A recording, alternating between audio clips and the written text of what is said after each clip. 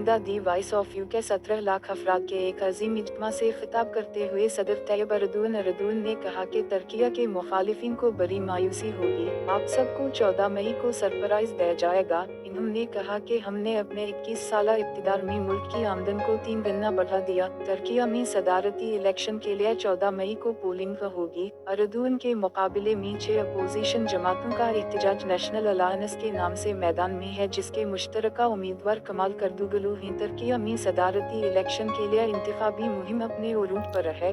गुज़श्ता रोज़ सदर तैयब एर्दोगन ने इस्तांबुल में एक बहुत बड़े जलसे से खिताब किया, जिसमें 17 लाख अफराद ने शिरकत की। ये रैली अतातुर्क एयरपोर्ट के करीब वाक़ा नेशनल पार्क में हुई। ये वही मकाम था जहां से 2016 में एर्दोगन के खिलाफ फौजी बगावत को अवाम ने बाहर निकल कर कुचल डाला था। इस बगावत के खिलाफ जिद्दोजहद उसी जगह से शुरू हुई थी।